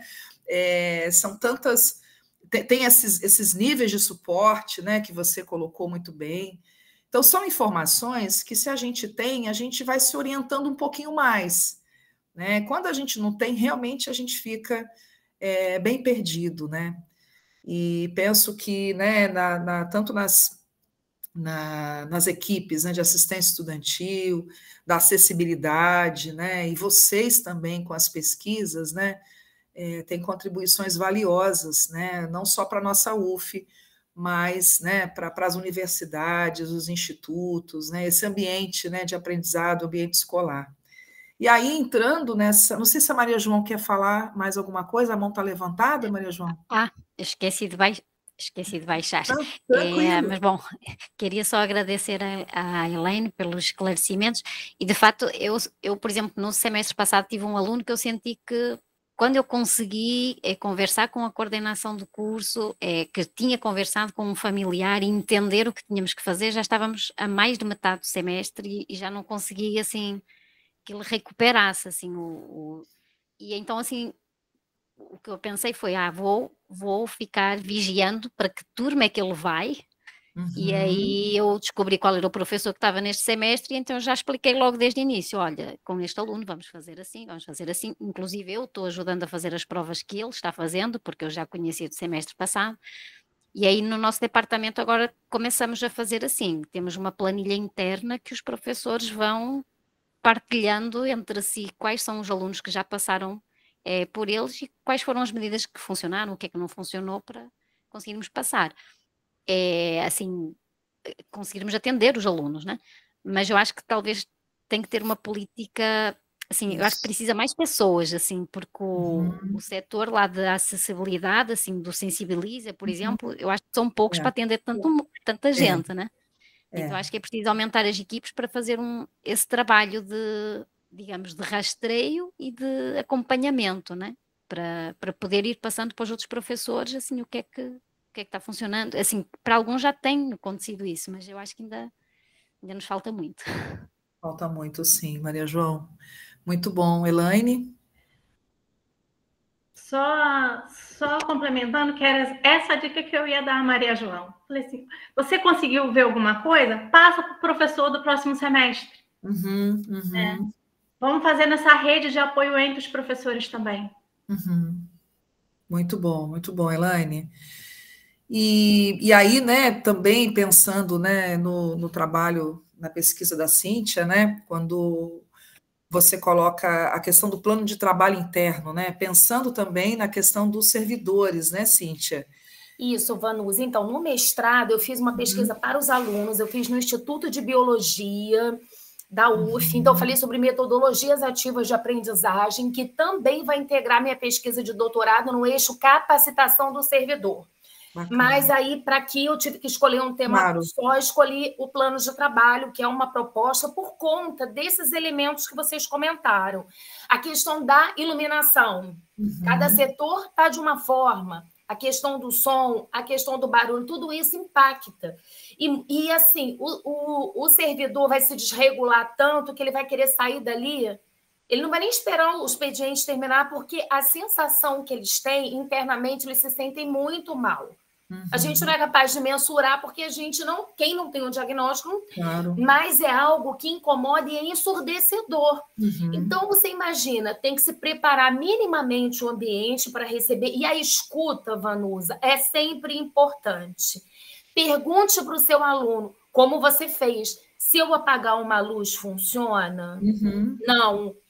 Como que funciona? E a pessoa vai te dizer. Isso é o melhor caminho para você também começar a lidar com isso. Porque se a gente tentar descobrir, a gente não vai. Então, pergunta, as pessoas vão te dizendo, faz assim, você vê que ela foi até você e se abriu. Não, porque eu tenho uma limitação. Então, você já ganhou a confiança dela, né? Sim. E aí, a partir daí, as coisas começam a se desenvolver de uma forma melhor. E com o servidor não é diferente, a gente só muda o nível. E servidor, eu vou abordar tanto docente como técnico.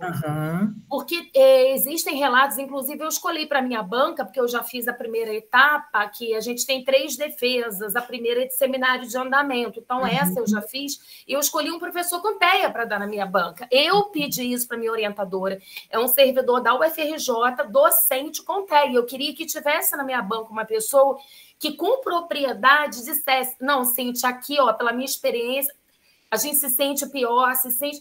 E eu trouxesse aquela realidade para dentro da minha pesquisa. Entendeu? Então, assim, as nossas pesquisas aqui, a minha e a da Elaine, elas vão se interligando.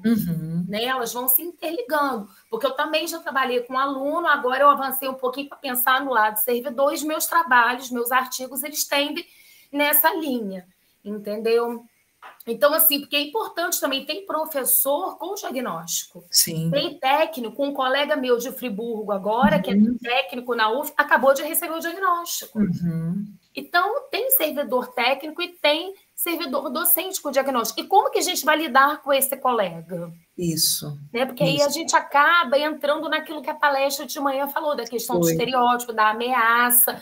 E isso é constrangedor, é ruim para as duas partes, para os típicos e para os que têm TEA. Vira um ambiente desconfortável. E não é isso. Eles têm muito a oferecer, têm muitas habilidades. Sem dúvida. Muitos com alto funcionamento, competências em diversas áreas, como nós também temos, né? Exato. Então, eu acho que é importante a gente pensar em todos os segmentos. E eu trabalhei com a UF, agora eu estou trabalhando com a UF e outras instituições do Brasil, para a gente poder trazer elementos, né, de outras instituições, porque elas também produzem algo que a gente pode estar trazendo para cá da mesma forma que elas podem estar levando para lá. Claro. Enfim, um curso de capacitação como esse que a Elaine está propondo, um plano de trabalho como eu estou propondo, entendeu? E, Cíntia, só uma dúvida, né, uma curiosidade também, quando você falou, né, trabalhar com as universidades e os institutos, como você pretende, né, porque a gente sabe do número, né, grande, né, de instituições. Isso. Eu solicitei carta de anuência por causa do CEP. Pedi para quase o Brasil inteiro. Consegui 30 cartas de anuência, porque muitos ficam com medo de como vai ser essa pesquisa. Tem lugar que quer que passe no CEP dela e no seu CEP, e a gente sabe que passar no CEP já é uma chateação. Então, eu tenho 30 cartas de anuência. Essas cartas você tem 30 instituições. Você tem 30 instituições. Entre institutos federais e universidades. E contempla todo o território brasileiro. Eu tenho pelo menos 2 em cada região, no mínimo isso. Então, região norte, todas contempladas. Então, aí eu tenho um questionário que eu vou divulgar, mas aí, como eu tive a minha primeira banca, sugeriram um grupo focal, então eu vou fazer um adicional para o CEP, dessa estrutura de como vai ser meu grupo focal, como que eu pretendo estruturar, né, essa atividade do grupo focal. E aí eu vou distribuir primeiramente o questionário e depois eu vou fazer o grupo focal que vai validar os dados que eu vou encontrar. Excelente. Muito bom mesmo. E penso que é isso, né? Você e Elaine estão atuando aí em toda a dimensão da universidade. Eu acho que a gente está aqui na universidade e eu penso assim, da mesma forma que a Elaine agradeceu no final, acho que a gente dá um retorno à universidade, porque a gente está tendo essa oportunidade de fazer o mestrado, de fazer o doutorado, quantos servidores não estão fazendo. Esse evento é para a gente. Isso. Então, assim, a universidade merece o nosso retorno, mas como a minha pesquisa de doutorado precisa ser um pouco maior, talvez desse só na UF, mas a minha orientadora achou melhor a gente pegar um retrato nacional para trazer detalhes até regionais, porque as questões regionais e culturais impactam. Também. Verdade. Então, para a gente ter um retrato um pouquinho maior. Excelente, excelente. E, assim, sobre essa questão dos docentes, né, eu acompanhei, né, um colega que tem um filho, né, que é autista, e que só por causa do filho, né, só não, né, mas pelo tratamento do filho, ele descobriu e foi diagnosticado também com autismo. Então... E aí ele vivia num sofrimento, né, de não se conhecer, de se achar um pouco estranho, né? E assim, um colega, nossa, nota 10, sabe, em tudo que faz, responsável, né, em conhecimento, enfim.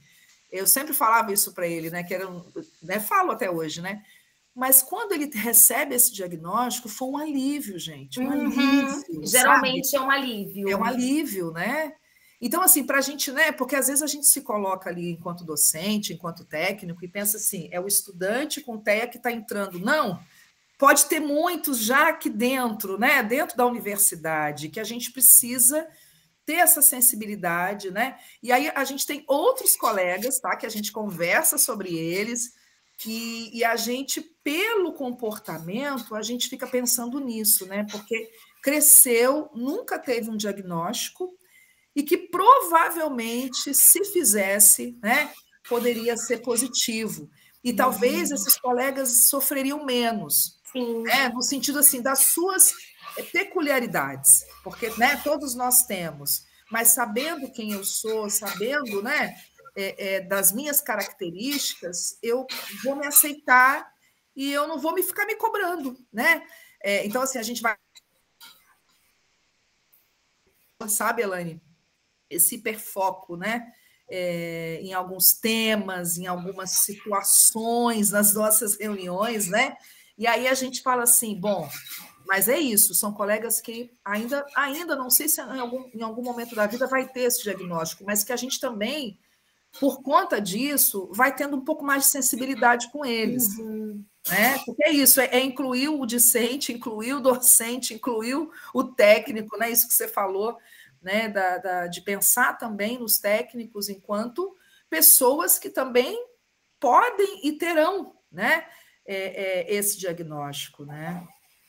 Muito bom, Cíntia. E aí essa questão das empresas que você falou, né? Também me chamou. Sim, que tem empresas, assim, quando eu fui pesquisar sobre o plano de trabalho, eu não encontrei muita coisa específica do serviço público, mas já encontrei na iniciativa privada, que são essas grandes empresas que trabalham em eixos maiores, então elas já têm comissões.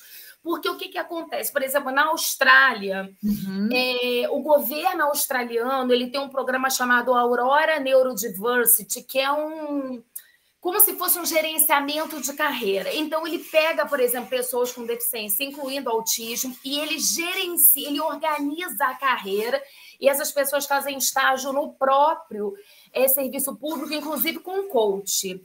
Então, por quê? Porque tem pessoas com autismo, você vê que a Elaine falou aí, do hiperfoco, ela disse em questões do universo. Isso. Então, eles costumam ter, às vezes, em mais de uma área, pode ser que seja uma só, um conhecimento, que é o que a gente chama do autista de alto funcionamento, que é, assim, um gênio. Então, mas não é só assim, todo mundo fala na área de software. Sim, muitos são excelentes, mas tem áreas diversas. Sim. Então, eles são, assim, potenciais no trabalho também, entendeu? Em determinadas atividades específicas, aí que a chefia vai ter que verificar ali as potencialidades, tanto que a minha orientadora sempre fala, pega a dificuldade e transforma em oportunidade. Sim. Entendeu? Porque é possível isso. Então, dentro de cada dificuldade, você consegue transformar numa oportunidade. E eu não vou falar só do servidor com TEA, eu vou falar do servidor que tem dependente. Sim. Porque pode ser ele e o filho, ou a filha com autismo, como também pode ser só a filha e ele não. Então, todos esses três, tanto o servidor com os filhos, quanto só o servidor, só o dependente, também eu vou abordar na pesquisa. O meu questionário envolve.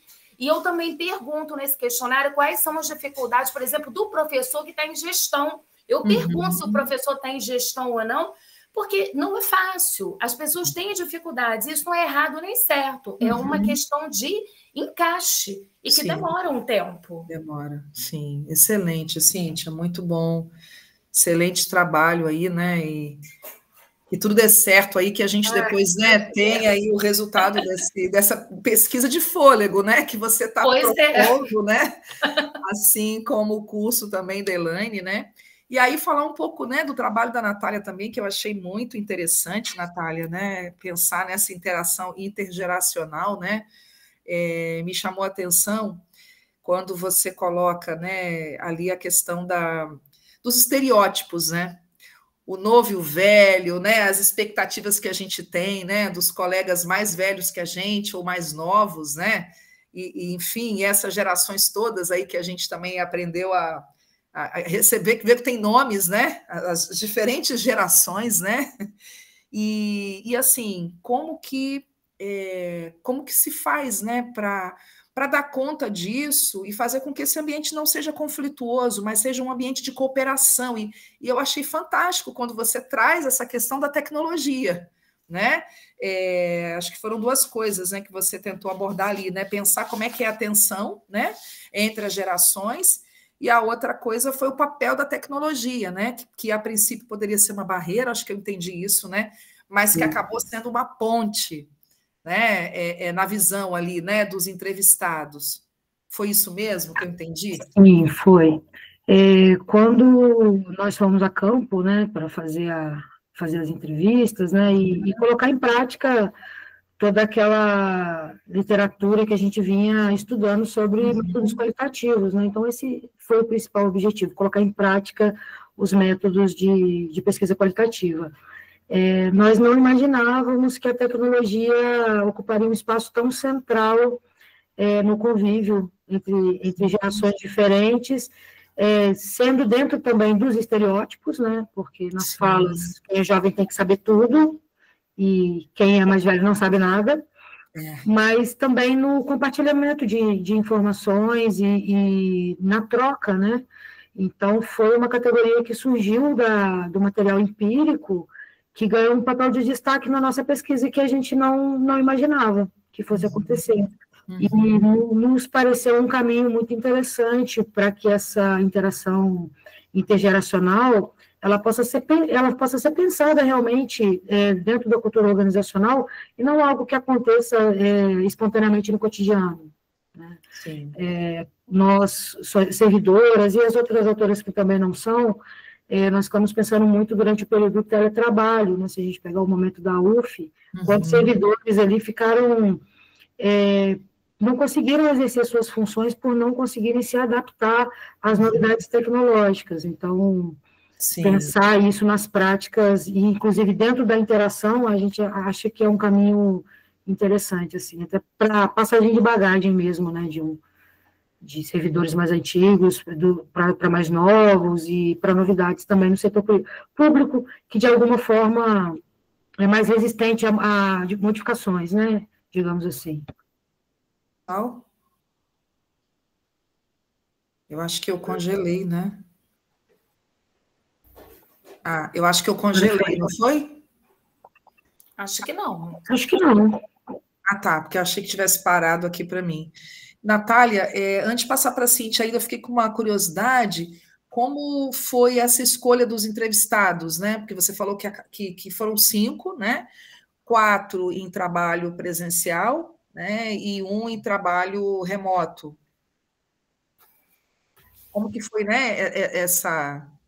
Sim, a nossa tentativa, por se tratar ainda de uma disciplina, né, do mestrado, foi conseguir contemplar ambientes de trabalho onde a gente estivesse de alguma forma envolvida, mas que trouxesse também uma diversidade nas faixas etárias, assim. Então, a gente foi buscar dentro da própria UF, a gente teve pessoas que participaram, e de outros órgãos, outras instituições que as outras pesquisadoras participavam. Então, a gente também tinha essa ideia de conseguir identificar o que se repetia em ambientes diferentes e o que era diferente em realidades diferentes também. Muito bom, interessante. Cíntia? Eu quero perguntar, porque ela deve ter colocado no slide e eu que não peguei. O período que vocês fizeram, você disse que foi numa disciplina, não foi isso? Essa disciplina foi pesar, né? Elas tiveram que fazer uma... O pessoal da administração não perdoa.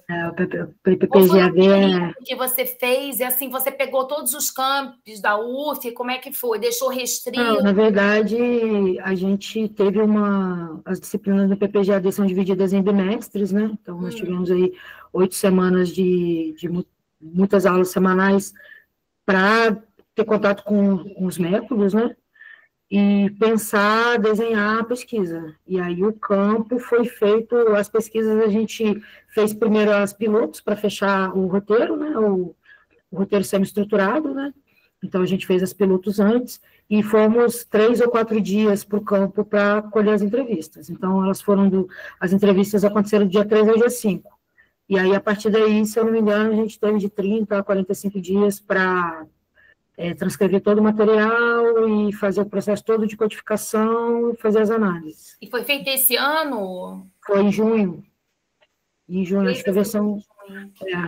Bacana, muito legal a pesquisa, parabéns. Obrigada. Queria aproveitar também, estava aqui só ouvindo, parabenizá-las também pela área, me interessa o trabalho na pós-graduação, na coordenação de pós-graduação, né? A gente tem Tem colegas também que estão no espectro, a gente tem, às vezes, contato com alguns alunos que com um pouco mais de intimidade, e muitas vezes a gente se sente, não sabe onde buscar informações e tal. Então, eu queria parabenizar pelo trabalho das duas. Eu acho que tem muito a contribuir com o nosso cotidiano de trabalho na UF e para a produção de ciência e qualidade, enfim, parabéns.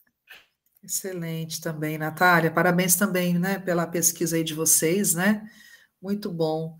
Bom, pessoal, alguém, né, gostaria de fazer algum comentário, alguma pergunta? Aí eu quero sim, vou perguntar para a Natália, já que a gente tem tempo. Vai lá, Cíntia. Natália, o trabalho junto com as amigas que estão aí foi de uma disciplina, certo? Então, eu não sei qual é a sua pesquisa, mas o que você acha que esse trabalho vai contribuir para a sua dissertação? Você é mestrado, não é isso? Para a sua dissertação, o que você acha que essa coleta de dados, a forma como você trabalhou, enfim, para você coletar os dados, isso vai te auxiliar na sua pesquisa? Perfeito. O primeiro contato com a codificação dentro de entrevistas, para mim, eu não sei ainda se eu vou fazer entrevistas em profundidade, né, mas a minha pesquisa é uma abordagem qualitativa, e esse contato inicial, eu fiquei muito empolgada fazendo quadro de códigos, fazendo análise, com certeza. Antes de eu definir meu tema de projeto, eu já tinha definido a metodologia que eu queria trabalhar, que é uma área que eu gosto muito. Então, esse primeiro contato, ir a campo, ter a noção, a dimensão do que é fazer uma entrevista em profundidade, o que é analisar esses dados, e como que a rigidez, não a rigidez, mas o critério que você tem que ter, tanto na coleta quanto na análise de dados, para você validar a sua pesquisa, para mim foi fundamental. Então, assim, fez total diferença. A partir dali... Teve uma prévia, né? Porque aí já, para o seu trabalho mesmo, você já teve uma experiência. Aí eu acho que já fica um pouco melhor, né? Se bem que cada pesquisa é única. A sua coleta, na sua pesquisa oficial, né, é uma coleta única, mas assim, eu acho que já dá mais uma tranquilidade, né? Experiência, né, com essa ferramenta, sim, né? Com os métodos possíveis, pensar outros métodos, pensar outras formas, e até, de repente, não ficar tão fechada ali na metodologia, abrir um pouco mais para diversificar, porque aí você vai gerando o trabalho com mais informação, mais qualidade. Com certeza. A gente escuta de uma forma geral as pessoas dizendo que vão analisar dados, que vão fazer entrevista, e aí você conseguir ver na prática, né? E para mim teve uma importância maior também, né? De pensar a nível de UF, né? Quando você pensa em abordagens qualitativas para poder analisar.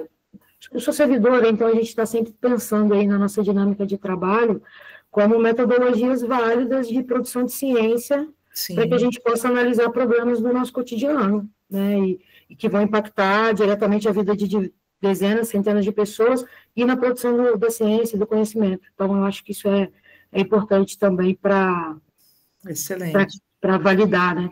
Eu gostei bastante do trabalho que elas fizeram, achei muito legal. Bom. E, Natália, Cíntia, Elane, qual o tempo de vocês aí na pós? Com quanto tempo vocês estão? Natália está no mestrado. Eu entrei no mestrado esse ano. Eu entrei em abril. Estou chegando aí no final do terceiro bimestre, né? São 4 bimestres em disciplinas, né? Então, estou chegando no último agora. Muito bom. Cíntia está no doutorado? Estou no doutorado. Eu entrei no ano passado, tem um ano, mas eu já cumpri as 15 disciplinas, as 2 provas de proficiência, já fiz os 2 artigos, então agora só falta eu qualificar. Provavelmente a banca acredita que eu não fique em 4 anos, faça em 2 e defenda em dezembro do ano que vem. Nossa, e você está com um afastamento, Cíntia? Não, eu estou trabalhando. Eu trabalho 2 dias no presencial, 3 no remoto. Olha... Parabéns, parabéns. Mas eu consigo, às vezes eu sei que o tempo para muitas pessoas não é, e a gente tem que respeitar isso, tem pessoas, né, que precisam de mais tempo, mas para mim Então, entre 2, 2,5 no máximo, eu já estou qualificando, porque a banca já fechou assim. Que bom, muito Aí bom. eu qualifico antes, me defendo antes, melhor, né? Sim, muito bom. E Elaine?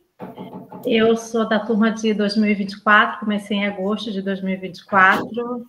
Acabei de qualificar agora, no mês de outubro, né? Já cumpri todos os créditos das disciplinas, publicações, né? Agora só falta a pesquisa de campo, ou seja, a intervenção, o curso. Isso. Você está no mestrado, né, Elaine? Estou no Está no mestrado. mestrado. E eu fiz mestrado aonde a Elaine está fazendo, no CMPDI. Sim. Acabaram de falar aqui para mim, a Solange, ela foi orientando. A Sol. Isso, ela acabou de falar, olha, é a Cíntia. Coincidências da vida.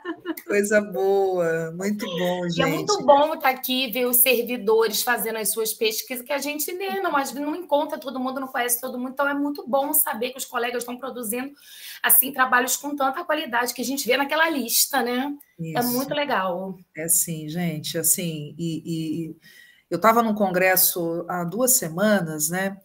E aí teve uma técnica que foi apresentar um trabalho, né?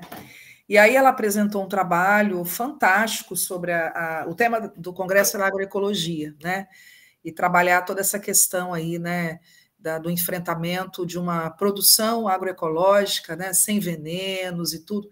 E aí ela, né, falou de uma pesquisa que ela tocou na universidade dela, e aí ela falando da dificuldade da cultura daquela universidade, de aceitar que uma técnica pode fazer pesquisa, pode fazer, né, mestrado, pode fazer doutorado, porque, infelizmente, a gente tem ainda um ranço de uma cultura de que esse tipo de qualificação é só para o docente, né?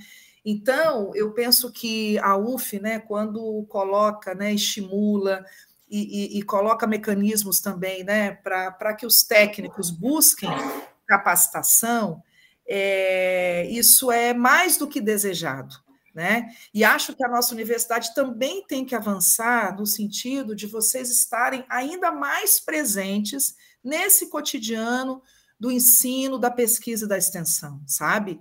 Porque a contribuição que vocês têm, né? A gente tem aqui mestres e já doutores, né?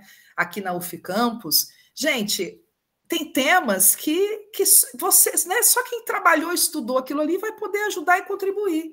Isso é normal, né, no campo do conhecimento. Então, não importa se é docente, se é técnico, né? Então, assim, para mim, né, estar participando desse seminário, ouvir a palestra também de hoje de manhã, né, foi muito enriquecedora, e ver vocês, né, com essa capacidade, esse gás, né, em pesquisas extremamente relevantes para a nossa universidade, para a nossa sociedade, porque eu penso que é isso, né? Pensar no ambiente de trabalho, na inclusão dos alunos, né? Enfim, de todos nós, é também uma contribuição para a nossa sociedade. Então, quero parabenizar, né, todas vocês, também, né, os orientadores, aí, as orientadoras dos trabalhos, e agradecer também por essa oportunidade, né, de estar aqui, conhecer um pouco mais trabalhos tão brilhantes, né, e estou aqui também na expectativa de ver aí o resultado, né, das pesquisas de vocês, do curso da Elaine, né, e dos trabalhos da Cíntia e da Natália também. E agradecer, né, todo mundo que entrou aqui, que veio prestigiar também, né, nessa tarde, agradecer a Laís também pelo apoio, e quem puder abrir a câmera para a gente fazer uma foto, a gente sempre faz isso, a gente aprendeu na pandemia, né, a fazer a nossa foto, né, da nossa sala remota. Vou tentar fazer aqui, quem puder e quiser, né, abrir a câmera aí. Muito bom conhecer aí a Laís. Laís, se estiver no computador, ajuda aí nesse print, vou também tentar fazer aqui, tá bom? Então, vamos lá. 1, 2, 3.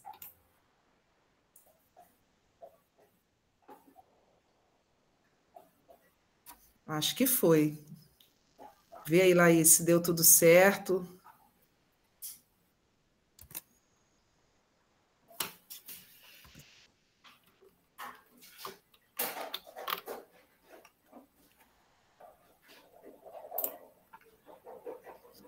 Ó, mais gente abriu aí, vou tentar fazer outra aqui. Aproveitar que o William animou também, abriu a câmera, né, William? Tudo bom? Vamos fazer mais uma aí.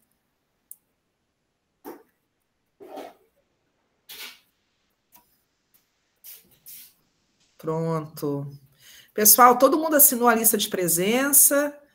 A Laís colocou aí, né, no chat.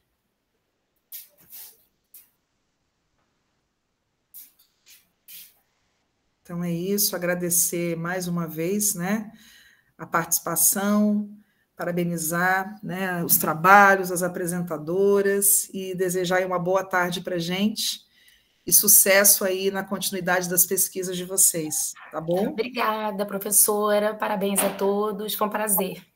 Obrigada, gente. Um abraço.